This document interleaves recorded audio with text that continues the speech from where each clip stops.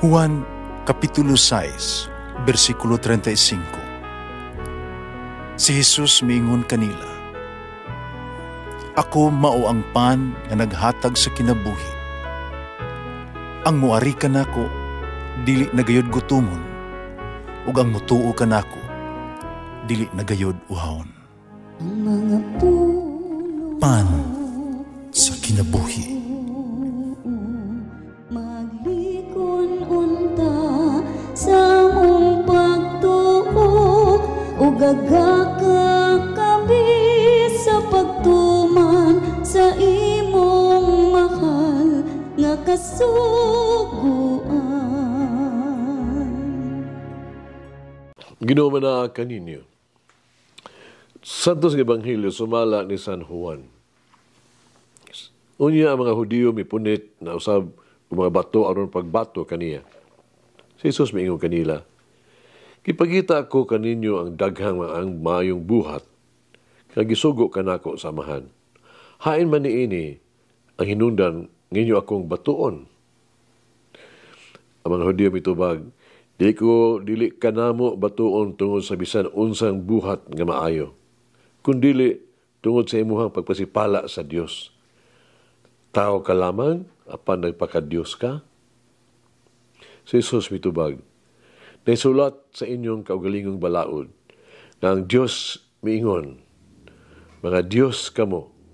Kung sila naghihatagan sa inyong mensahe, gitawag sa Dios nga mga Dios, o ang kasulatan di manggayod masayop.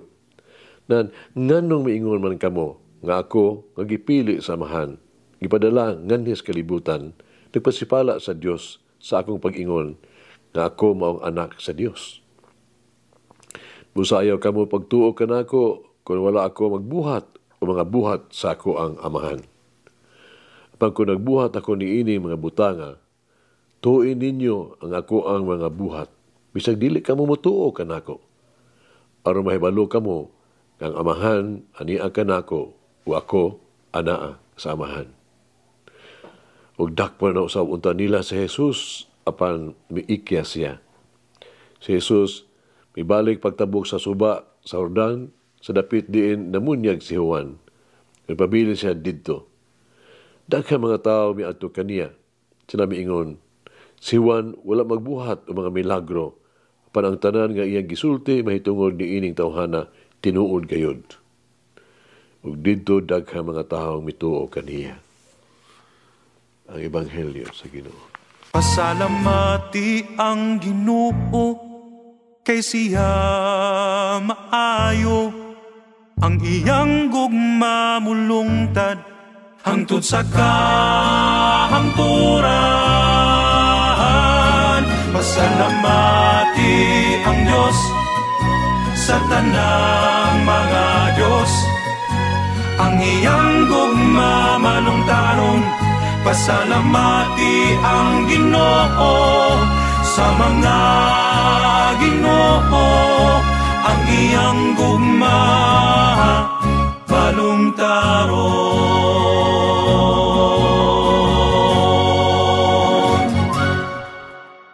Pulo pa ni Gandhi, mituo ako kang Kristo apan dili ako mutuo kaninyo mga Kristiyanos.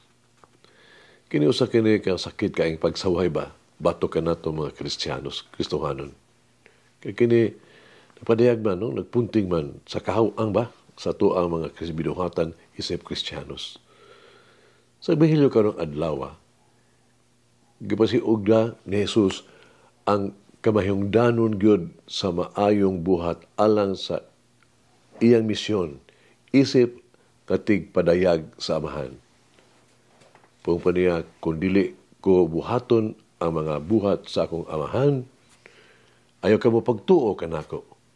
Kung buhaton ko kini, bisan kung dili ka mo tuo kanako, tuoi ang mga buhat, o haron makaamgo o makasabot kamo ng amahan ani kanako ug ako anaa sa amahan.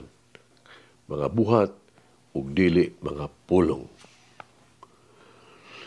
Sa kinabuhi ni San Francisco, no, tagaan niya hibug-aton ang kamahinungdanon gayo sa mga maing binuhatan.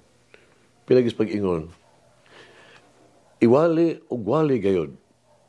Pero gamita lamang ang mga pulong kung kinigikinahanglan. Ang epektibong pagsangyaw, nag-uban o mga mayong panig-ingnan o pagsangyaw. Sa pagkatinood si San Francisco, wala mailhi tungod sa iyang ito maabdik o mapakhinanong mo kayo, no?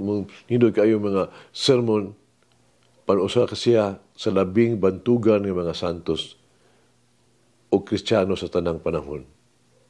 Nagpuyo siya sa usa ka kinabuhi nga radikal, puno sa kayano o kitahod ang tanang mga binuhat, bisan pagani ang mga timawa ng mga tao.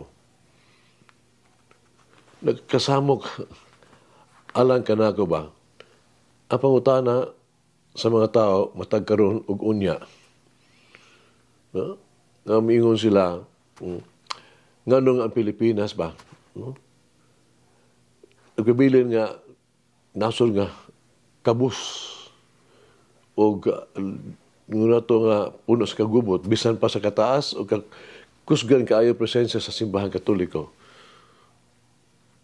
Ngano nga midagsa man ang korupsyon o pagkadili matinud-anon sa serbisyo sa gobyerno, nakadaghanan sa ato ang mga opisyal o empleyado sa gobyerno, nakatungha man unta sa mga tungaan nga katoliko o sila mga katoliko man. Dili ta kita lang dahil usagyod ka rason, no? Ngano nga ingon ni ini nga atong kahimtang. Pero sa lang kabutang nga klaro, adunay kapakyasan sa tuang mga leader, mga opisyal, sa pagsaksi sa ilang Kristohanong pagtuo. Human sa daghang katuigan, nagiwalay ka nato ang pulong sa Dios. May tingaling ang mga utana ta sa atong kaugalingon.